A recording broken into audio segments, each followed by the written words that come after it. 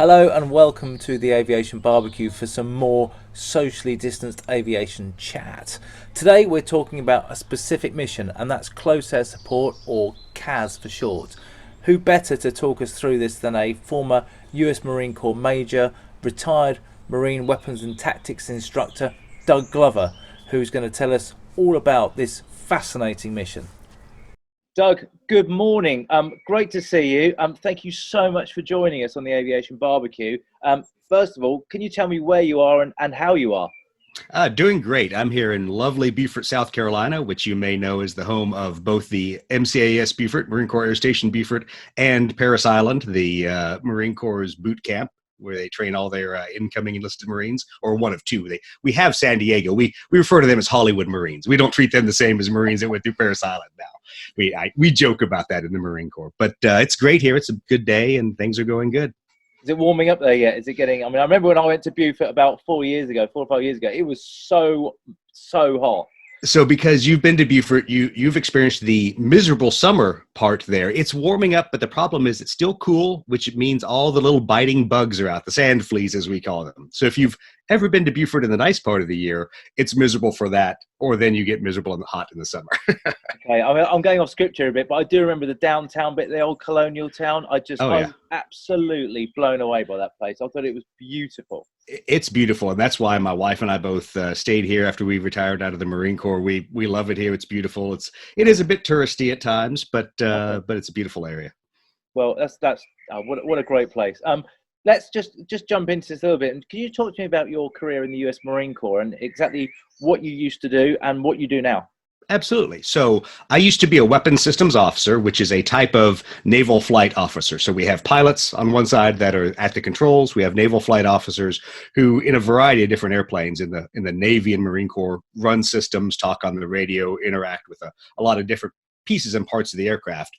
But what it meant was I obviously went through flight school, went through some time of flight school where I got to actually fly, and the rest of the time I was writing and using mission systems, or as we jokingly call ourselves, self-loading baggage. So you spend a lot of time learning how to be an additive skill to the pilot, because once again, advanced aircraft, they don't need the Wizzo, especially an F-18. You look at the two-seat F-18, the cockpit in the back, I think, has like maybe two switches that are different than the front. They can run almost all the same mission systems out of the front.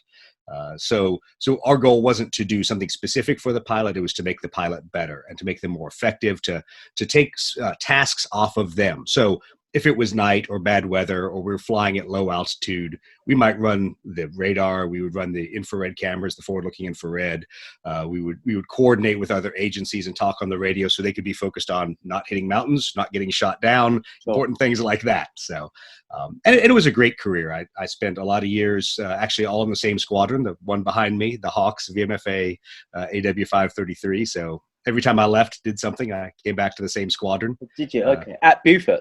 At Beaufort. So I spent time at all the other Marine Corps air stations doing things with F-18s. But every time I came back from a tour doing something else, I was one of those inbred people. I came back to the same squadron, and some squadrons work that way. You'll see some squadrons have a lot of influx from outside.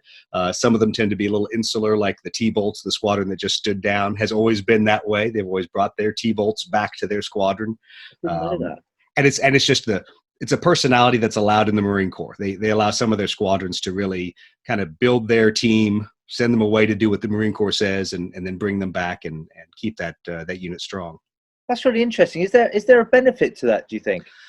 There is and there isn't. And I'll say, having done that, there's a huge benefit because you know the people, and as your careers cross, you don't all leave at the same time. And especially on the enlisted side, our maintainers may be there for 6 years at a time. So you may have a chance to build a relationship with all the people working on your aircraft, all the people running your squadron, and you can go away, come back, and you don't have to figure out how things work. You don't have to figure out who's who in the zoo, who can you really go to get things done.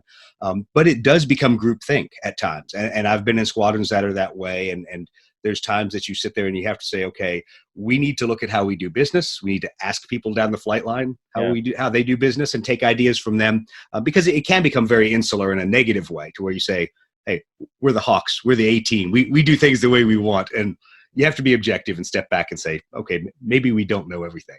Okay, no, I can see that. And what are you doing now?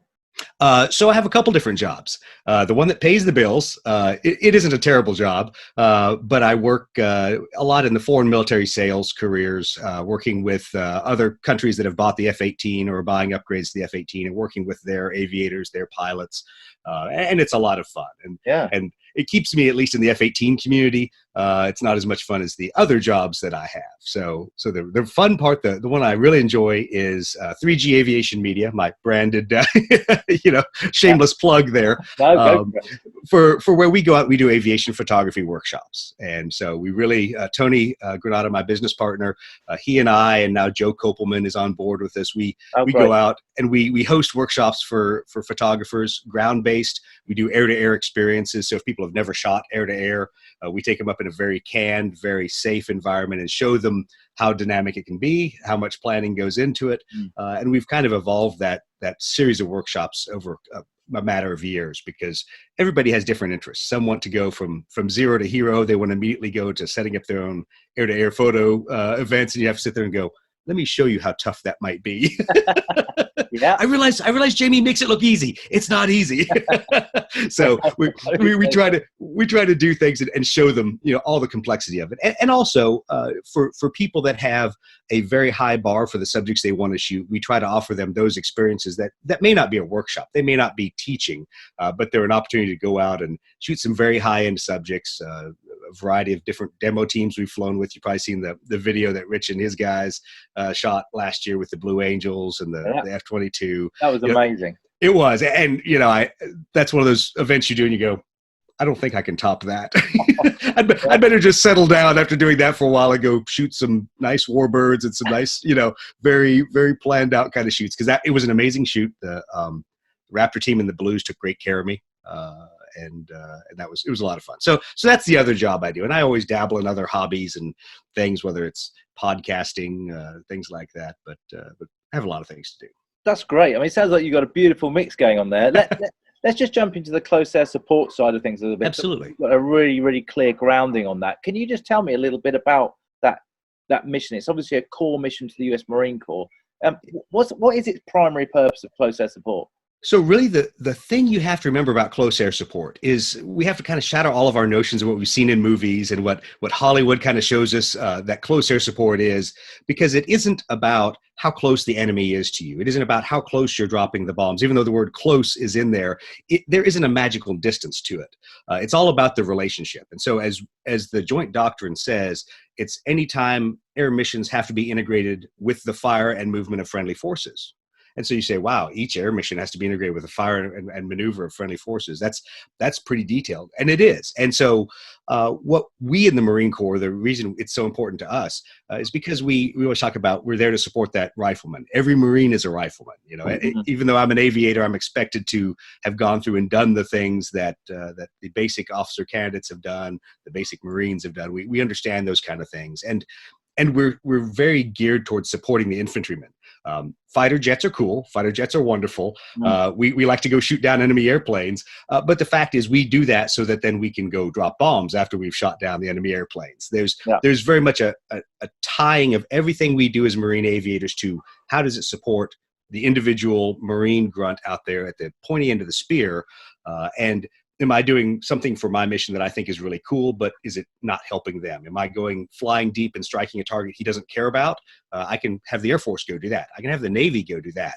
Can I hit the target he's concerned about that is outside the range of his artillery that he's hitting tomorrow? Or he can't see that target, it's over the next hill, but he's getting shelled by those guys. So now it's close air support mission. He can't see the guy, but he is under the indirect fire of that enemy. So we need to bring in an airstrike and coordinate all that, because it's never as easy as the movies look when you say, all on my position.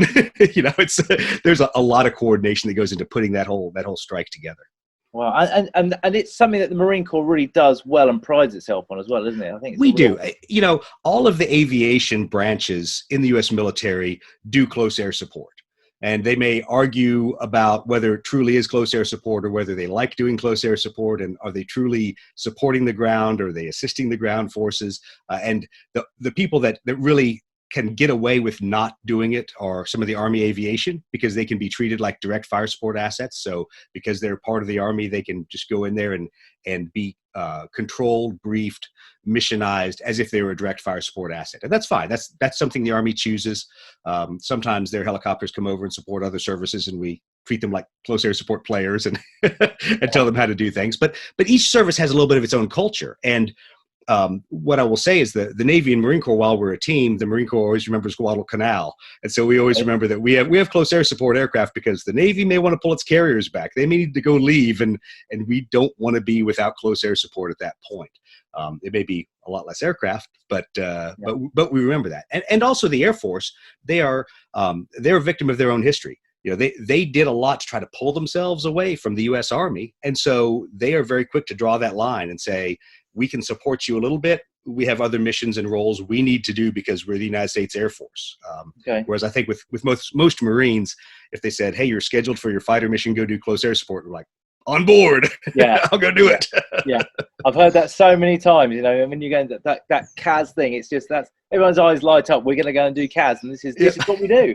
Yeah, it is. And even when it's boring and repetitive, as it does get sometimes in training, I know most of the aviators out there, if the ground side needs close air support, we will go do it. And it's one of those things that's just ingrained in us from day one. It's why we wear wings. It's why we're aviators.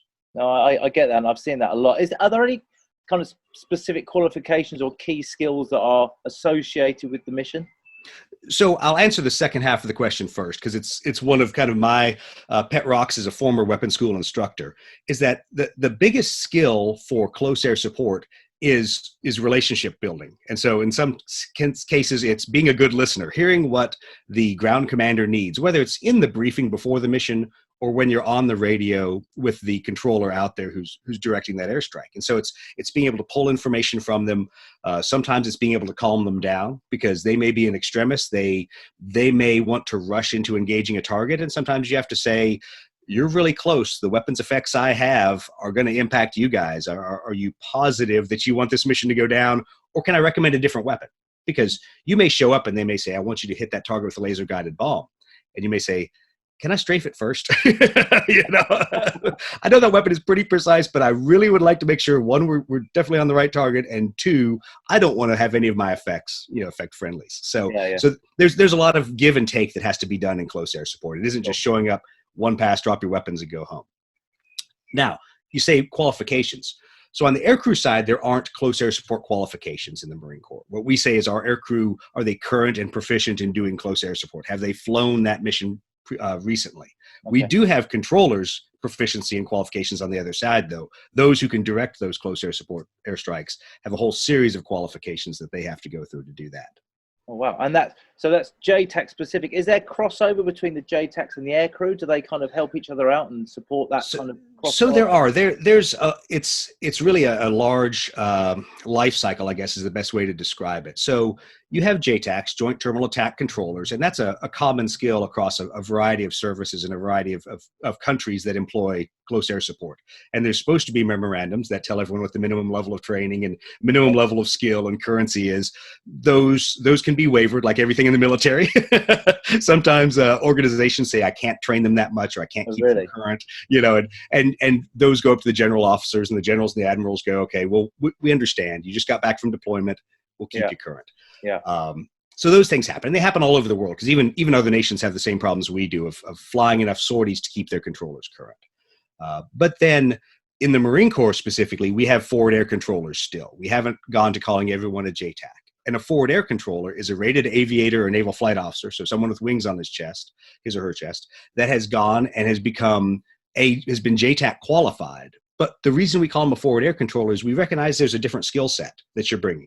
Okay. We've been in the air. We understand what it looks like, either from a helicopter, from a cargo aircraft, or from a fighter aircraft. And now you're out there really integrating your knowledge with what the ground force needs. And so you're going to bring a different skill set than a JTAC, who has come from generally a ground combat arms or coordination kind of background, what they're going to bring to the fight. So we see it as complementary. And that's Okay. why the Marine Corps argues so hard to bring those aviators down into the lowest levels of the Marine Corps infantry and tanks and light armored reconnaissance, all those units, bring those forward air controllers down and away from flying their airplane that we paid millions of dollars to train them to do, but to keep that link between the aviator and that terminal attack controller. And then obviously we do have forward air controller airborne in some of our communities where you're also qualified to direct those airstrikes from the air. But generally we do a really good job of teaching the FAC-As, and we really harped on this when I was a weapons school instructor, to understand that you're there as an extension of that ground terminal attack control party, the TACP as we call them. You're not really out there fighting your own war. You're whatever they need done, you do. It might be radio relay, it might be directing an airstrike. So it could be a whole lot of mission tasking, or just sending that one message back to higher headquarters, maybe the thing that they need out of that aircraft at that time. Are there any things about the FAC-A, the forward air controller airborne? Are there some real nuances to that? Because that sounds like a particularly complex mission, and often they do want a two-seat aeroplane to do it as well. They do, and we've had single-seat forward air controllers and still have single-seat forward air controllers in some of the communities in the Marine Corps. And there's always an understanding of there's a lot of tasks that get lumped into forward air control airborne, and some of them, like I said, are the things you think about. Directing airstrikes, putting laser marks on targets, shooting rockets at targets. Some of them are the more mundane of just filtering out the air requests that a ground unit may give you and saying, I know what the mission is, I know the right asset, I can go call headquarters, ask for this asset, match it to this mission, and hand it off to the ground controller.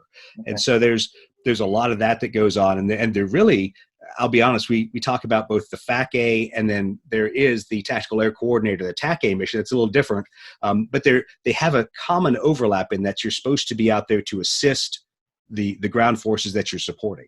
They may have different bosses, they may have different people they work for. Yeah. But the FAC-A really has to understand your whole goal for existing, kind of like we jokingly say as a WISO, your whole goal is to support a pilot. Well, as a FAC-A, your whole goal is to support that ground element. That's why you're in that airplane out there. And have you seen the mission evolve? Because there's certain elements of technology that's obviously come in. There's now digital CAS, and I was at Lakenheath recently, and I saw them doing digital CAS stuff, which was extraordinary. It is. You must have seen some really big changes coming through from that basic 9-line brief through to whatever you see now.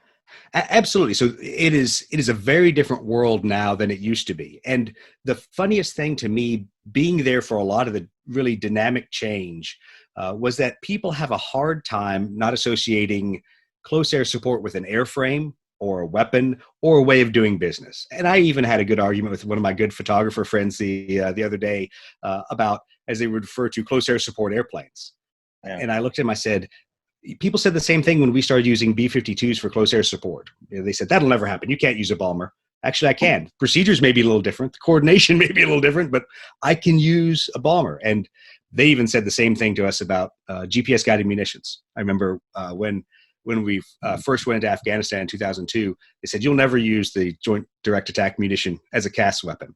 We're like, behaves like any other bomb, right? I realize I give it a coordinate that it goes to, but it still works like a bomb, right? So that's pretty perfect to me. We learned, exactly, and we found there are niches for that where that's a very good weapon system, and there's times you don't want to use it. If you have someone driving down the road on a motorbike at 60 miles an hour, that's the escaping insurgent leader. That's probably not what you hit with a Joint Direct Attack Munition.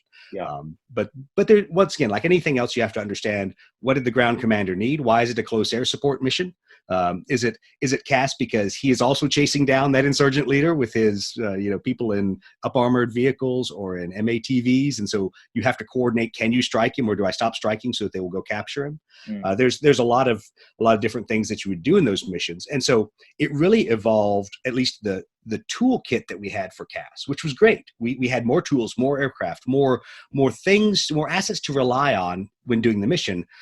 But then, and I'm glad you brought up digital CAS, people said, oh, let's automate it. Let's take the relationship out of that, because the relationship is where the majority of mistakes are made.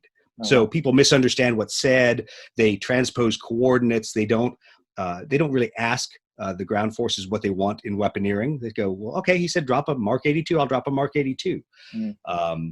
So we found that digital CAS, while it was cool, while it did make theoretically some things faster, sometimes it didn't, because you still had to go back and ask that question. You'd get a digital 9-line and you'd be about to hit accept and you'd say, why does it say drop 3 Mark 82s?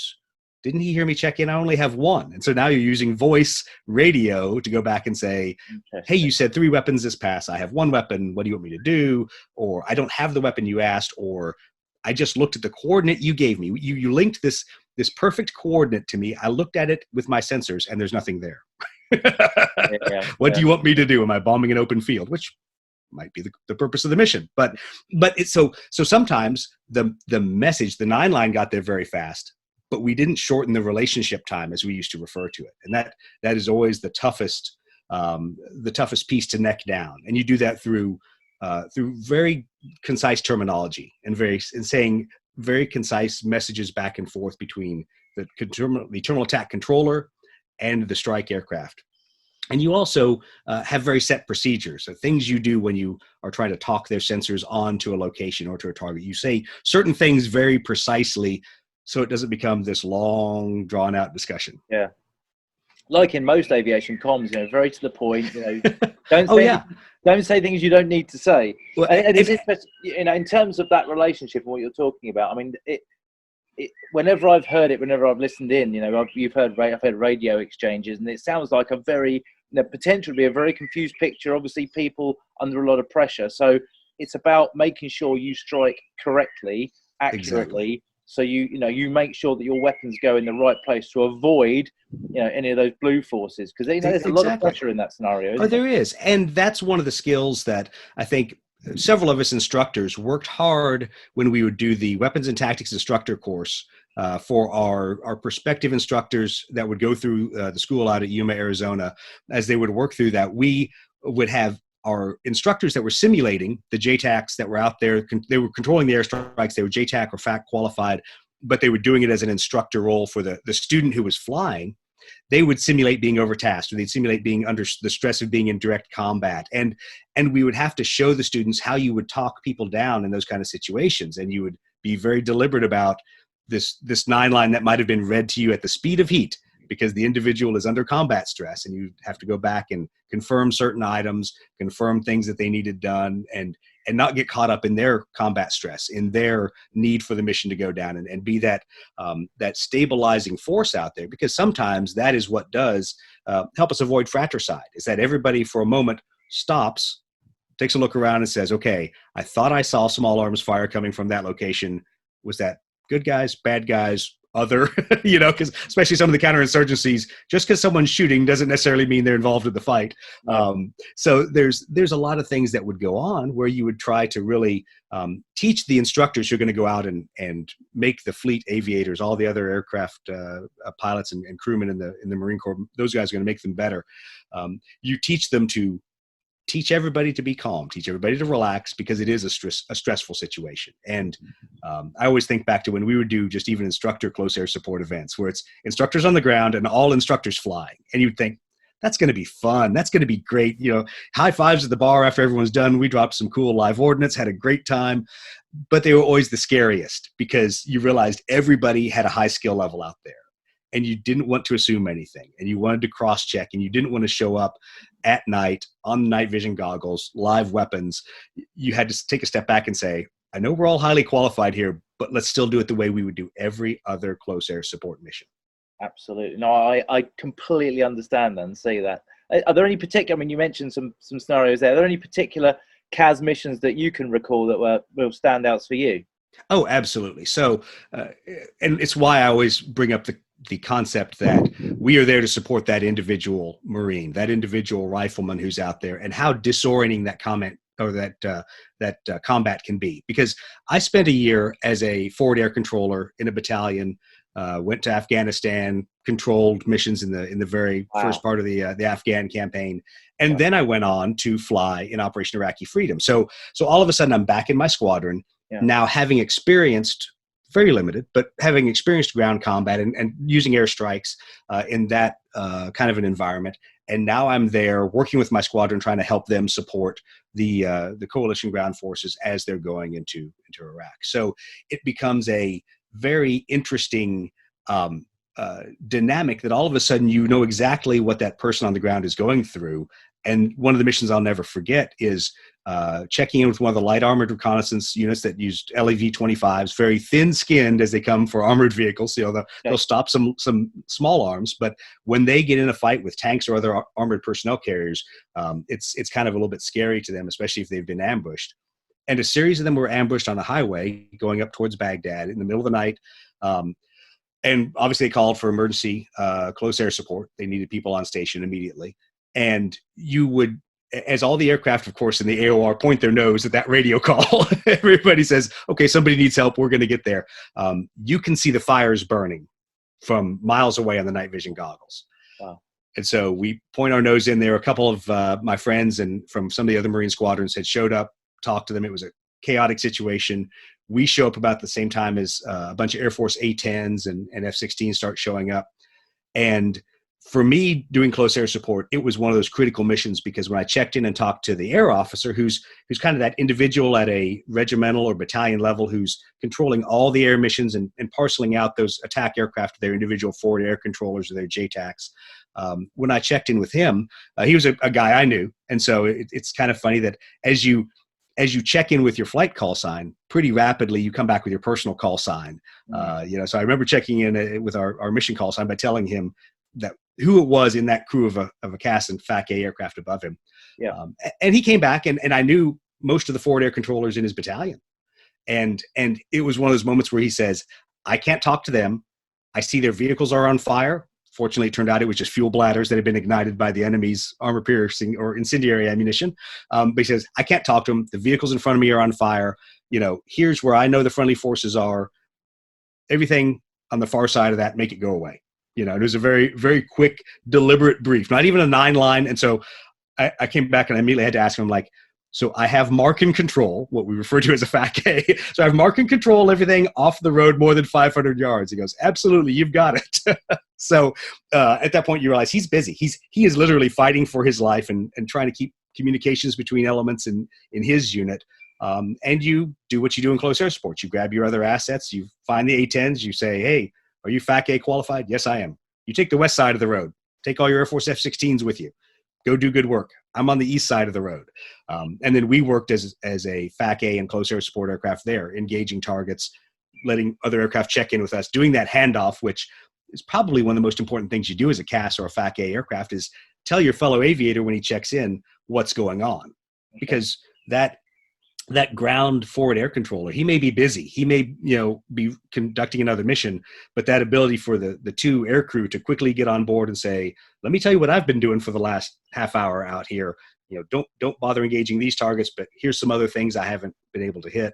And do that kind of a dialogue. That's once again, that relationship. You say, I want to prepare that aviator in the other aircraft for helping the ground forward air controller, the JTAC down there, help him do his business.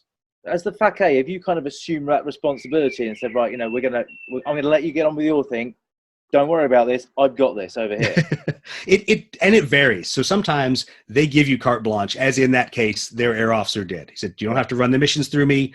Just make all those things go away.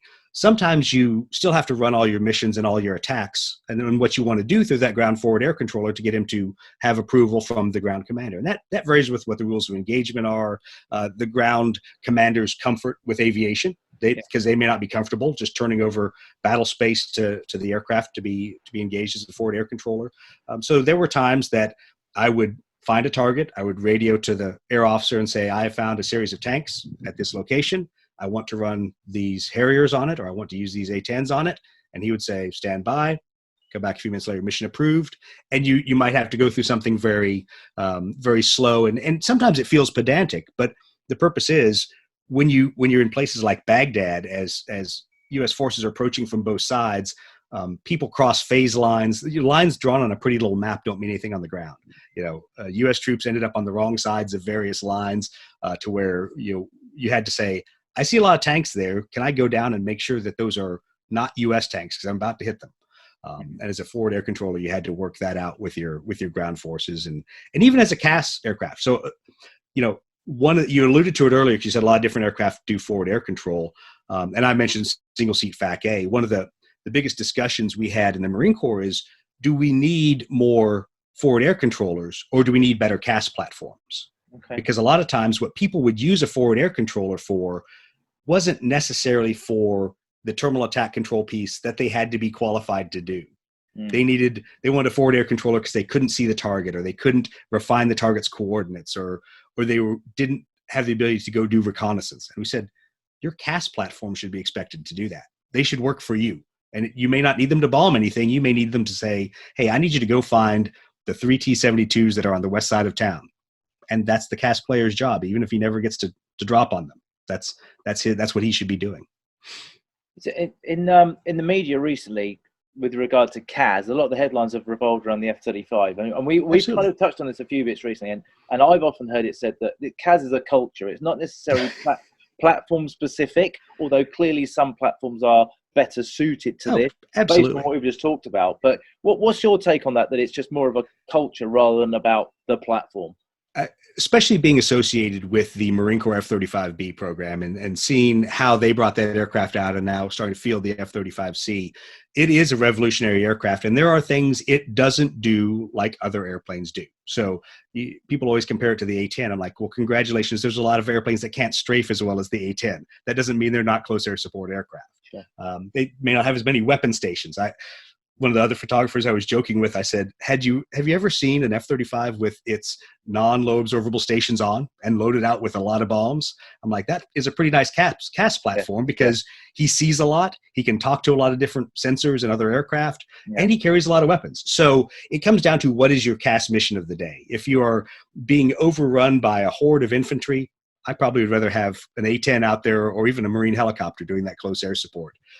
If I need targets precisely hit, as we used to call it, tank blinking, if I need someone to go out there and drop individual 500-pound weapons, I could use an F-35 for that. But once again, I'd rather have a Zulu Cobra with wall-to-wall Hellfire missiles, because he can hide in the terrain, he can pop up, he can shoot.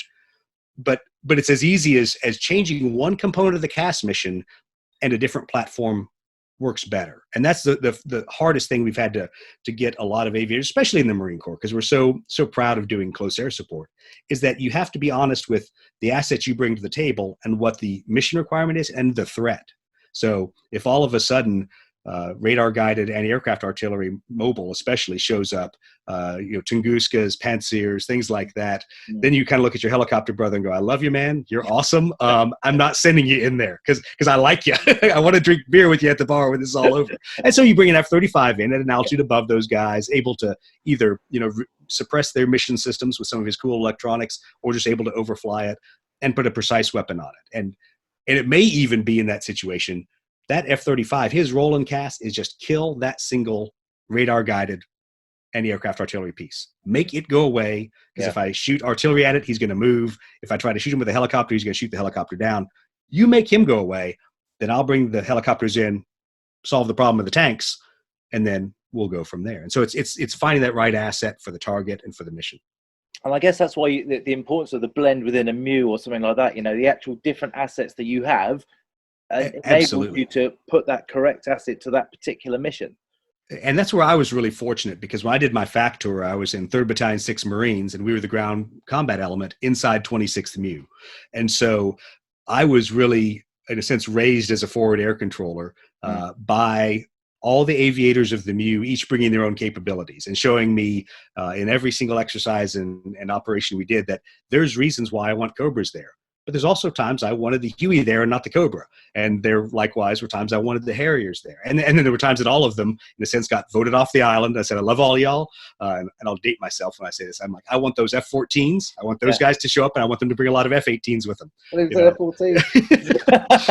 so I tell the story a lot, that I felt bad for the F-14 crews that were in the carrier air wing that was supporting us in the MEU, because so many times I brought them in, but because they were FAC A's. And so kind of in the back of my mind, it was like, I'm going to bring you in, I'm going to get your weapons onto the target, but then you're talking for the rest of your time on station. You're not dropping any more bombs. You've had your glory. I need you to coordinate everything else. And as we found in one training mission down off Puerto Rico, they were most valuable because they could go find all the other aircraft that were stuck in the command and control system, that were checking in and trying to be routed to the correct forward air controller or to the correct mission, that I was sitting there engaging a whole series of targets, and there'd be a lull in what I could do. and my poor F-14 guys who dropped all their bombs already and were hanging out high over the target, I would come up and I would say, go find me more aircraft. And sure enough, about 10 minutes later, 2 or 4 F-18s would check in, or they would call back to the Baton, our amphibious ship, and the Harriers would launch. Because even though I was sitting next to an air officer who was talking on the radio back to the ship, messages pass each other in the night, and the Harriers were still sitting there on strip alert, and we were ready for them to launch. So that was always the interesting part, is you have multiple platforms in a MEU with the carrier air wing supporting, is figuring that dynamic interaction that you can get. When you go through the MOTS 1 course, and you go into the JTAC FAC-A type stuff, you're coming from a highly experienced level. There's a lot. The stuff we've been talking about here, you're talking about real experience and real knowledge of the subject. How does MOTS 1 make that better? So the tough part is you stand up a whole nother department. It used to be in MOTS 1, they would have aviators with a collateral duty as being a forward air controller. And then at the time it was Colonel Davis, then General Davis, our previous Deputy Commandant for Aviation a few back. He said, we're not doing it well. All the ground commanders after actions and the ace commanders after actions is we need to do this close air support better. We're the Marine Corps, but our air officers and our forward air controllers and our JTACs don't have all the skills. And so they stood up the air officer department that was really chartered with making, in a sense, those weapons and tactics instructors, but for the air officers, FACs, and JTACs. And I was fortunate or unfortunate, depends how you see it. When I showed up as a brand new Hornet instructor in the building, all raring to go fly some air to air, go fly some deep airstrikes, be a Hornet instructor, they said, we have a deal for you. We're going 6 months. 6 months is tops. We're going to send you to the air officer department. Go over there. It's you doing your job outside of your community, which everyone at MOTS 1 has to do at some point. You go get out of your community and go do another job. You'll do it first thing. You'll come back and spend 2.5 years flying F-18s with us. It'll be awesome. And I fell for that. But it was awesome because I went on to be the department head for that, for the air officer department. And I still got to fly F-18. So it was the best of both worlds. I still did all the qualifications work, still got to fly during the WTI and other events, and kind of got to pick and choose and say, no, I've got to go to the air officer department. I'm going to go to the field and control this mission rather than flying it. So you stood up this whole department that all of a sudden is bringing these subject matter experts from everyone's community. So when I was there, we were really blessed. We had helicopter pilots in there, both from the assault support cargo side and the attack side. So I had a Cobra pilot and a 46 pilot. I had another F-18 Wizzo in there. And I also had a ground JTAC. So I had a former artillery officer who had gone for his JTAC qualification, kind of converted to that as his specialty. So I had my subject matter experts on anything MOTS 1 would touch with close air support, or even the assault support forward air control kind of work there, which I always say is sometimes tougher than controlling an airstrike, especially for Marines. I'm counting on my fingers and taking off my boots to count how many Marines get on each helicopter. But I had all the subject matter experts. So all of a sudden you say, okay, we can raise the bar. It isn't just about getting the student aviator in to drop their bomb, hit the target, everybody goes back to the bar, high fives. Now it's about making him better as a close air support player, or learning for us as instructors what we didn't know. So I thought I'd learned a lot on a MEU in a small 13-month span from my CH-46 pilots, CH-53 pilots, AH-1, UH-1 pilots, AV-8 pilots. You get in a building like MOTS 1, all of a sudden you have an entire division for UAVs. So now I have enlisted Marines that are coming in saying, hey, sir, have you thought about integrating a UAV this way? Or can we get into the exercise and do this? And so all of a sudden you have all these subject matter experts that are trying to make you better.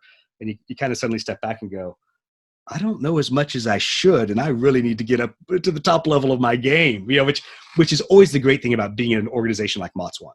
I'm sure Air Force Weapons School is the same way. Top Gun's definitely the same way. The challenge is staying at the height of your game all the time and having that many other really good air crew, enlisted operators, maintainers, everyone constantly pushing you to that level. So. That's amazing. That's a great insight, Doug. Thank you so much. That's just brilliant. Now, the most important thing for some people, based on some of the feedback I've been receiving, is I'm in my English version of a barbecue shack here. Exactly.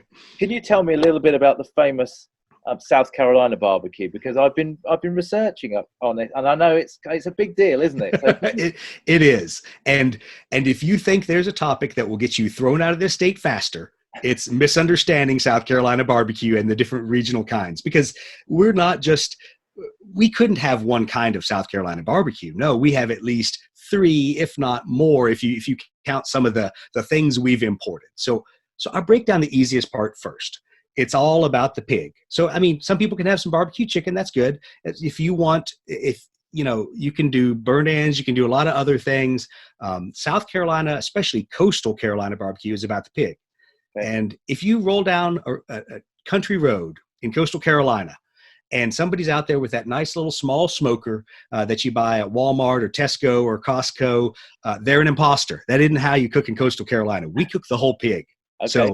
So it will be like 2 or 3 55-gallon drums welded together. It will be a small trailer that these people are smoking in, because you put the whole pig or two in there. Wow. And then so obviously they smoke it, and they do the pulled pork. They pull everything apart, mix all the meat up so that you really get a wide variety of flavors. Because coastal Carolina is about a lot of that flavor fusion, because of so many different cultures in the area. If you go upstate, they tend to cook, just pork shoulder or whatever, and it's a very different style. So you get a blend of flavors, and then we also have to have different sauces. I mean, we couldn't have just one sauce in South Carolina, could we? The one a lot of people know is if you go to the central part of the state, you'll get a mustard-based sauce. Yeah. And so it's yellow. You look at it and go, that's not barbecue sauce. It is. It uses yellow mustard, same as if people put on their hot dogs at the baseball field. Yeah. But that's kind of the center part of the state. And then as you move to the north and to the southwest of the state, you'll get the standard tomato style, kind of a rich, darker color that usually isn't very spicy. It's flavorful, but it's not spicy. It has some vinegar in it to make it fresh. But then when you get to the coast, you're in coastal barbecue because it's the whole hog, and it's a vinegar-based sauce. So you look at it and you go, that is not barbecue sauce, son. That is almost clear. But it is, because it is vinegar, it is sugar, and it is peppers. And that's about all that's in it. Minus a couple other sneaky ingredients you'll put in. It's clear. And if you get to more of the coastal area, it gets really spicy and it gets good. And that's because of all the island influence we have. So, you go back, to all the different island kind of flavors that you would get out of the Caribbean. Those are all in coastal Carolina. You may not get them in a restaurant because, that isn't how they think of as coastal Carolina cuisine, but especially with barbecue, putting those peppers, and spicier the better. Spicier the better. You're getting me really excited. You're putting me to shame here. You really are. Now you're gonna go and let us see this, aren't you? I am. Give us a real treat. I will give you a barbecue unboxing just so you can see what the choices in the Carolinas are. Doug, that's absolutely amazing. Thank you so much for joining us today. I'm really, really grateful to you for your time, and I can't wait to see this barbecue. Thank you so much. Absolutely. Thanks for having me on. I really appreciate it. So Doug is on his way to Duke's Barbecue in Beaufort, and we're going to see a bit of that in a minute. In the meantime, Rich Cooper and I are going to have a quick chat about the Kaz insight that we just got. I mean, that was amazing. Oh, what an insight. I mean, there's no better guy to deliver it than Doug either. He's such a great guy. But it's just really enjoyable to listen to what it's like from inside the cockpit as well as on the ground. It was, fantastic chat. It's one of those missions where it's about, it's about feeling it. It's about, knowing intrinsically what's going on the ground, let alone flying an aeroplane, actually all that stuff going on. And you can see why a two-person cockpit sometimes is what some operators want, and then turn that into a single-seat environment to do CAS with all that going on. I mean, you can see why the technology that we've got today is really important to make sure you're hitting the right things on the ground, let alone finding the targets. I mean, in CAS gone by, they're with binoculars looking out the window, That's huge.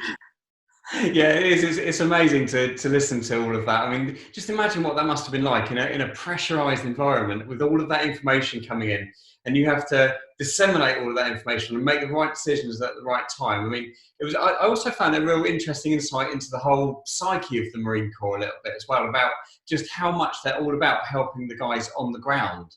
It's ultimately why Marine Corps TAC Air is there. It's there to support the guys on the ground, and that is the most basic form of close air support, or the most basic reason for close air support. That's what it's for. They are one fighting unit, and they're there to support each other.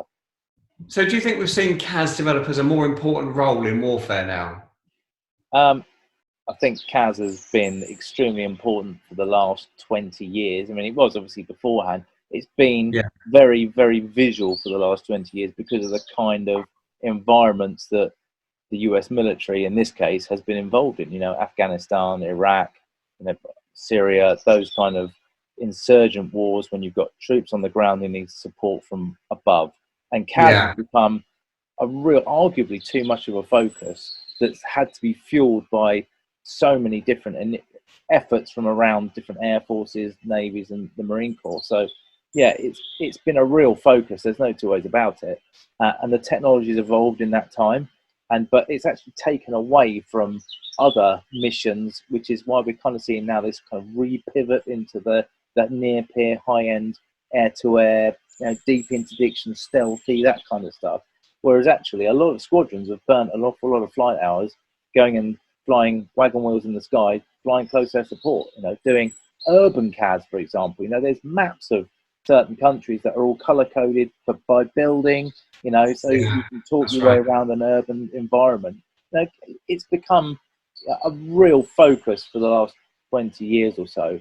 And I think there's once again, there's the feeling that it may kind of diminish a little bit now coming out of the current wars that have been going on. So I think the thing that for me that's important, that I think is something that I've gone on about a bit, is the fact that high-end fifth gen, fighters like the F-35, F-22s, to an extent, they haven't got a laser-guided weapon, but F-22s have been doing some CAS, and F-15s, F-16s, they've burnt so many flight hours.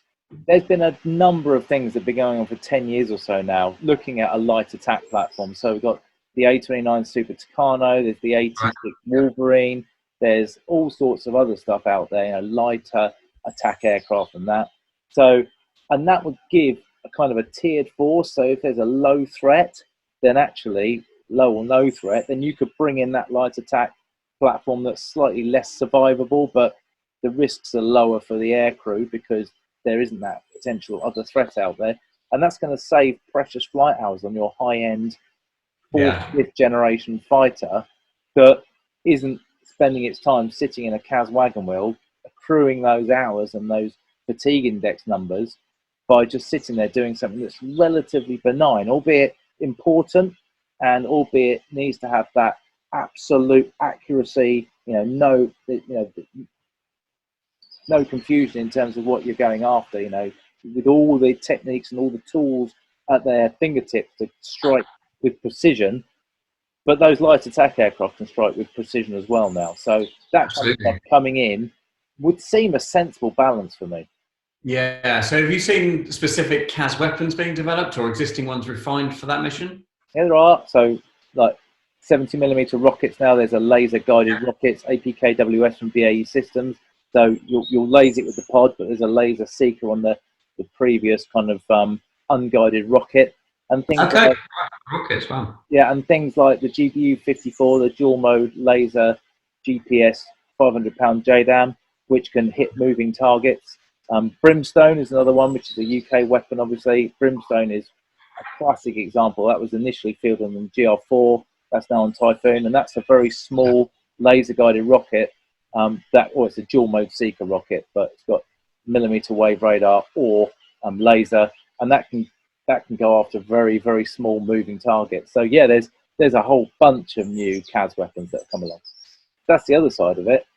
Targeting pods is a huge part of it. The ability to have bigger screen in the cockpit. It's not just about the weapons. That large screen, better resolution on your pod, and tying it up to a helmet-mounted display. So actually, you can look in, you can cue the pod, you can see something happening, cue the pod in. That gives you a better resolution image that you can then look at on your screen or on a tablet on your knee and stuff like that. There's loads of things that are going on like that. So it's particularly interesting that you talked about the use of digital CAS and the manual override you can have between the two of them. What did you learn from that?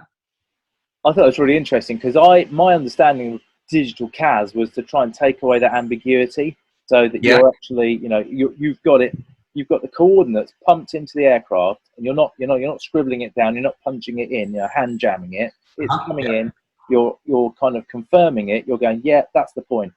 I think maybe it's moved on a bit more recently. I think it's, now you're going, right, here's your point. That is my point. Confirm you agree. That is the point. Right, I'm going to drop on that.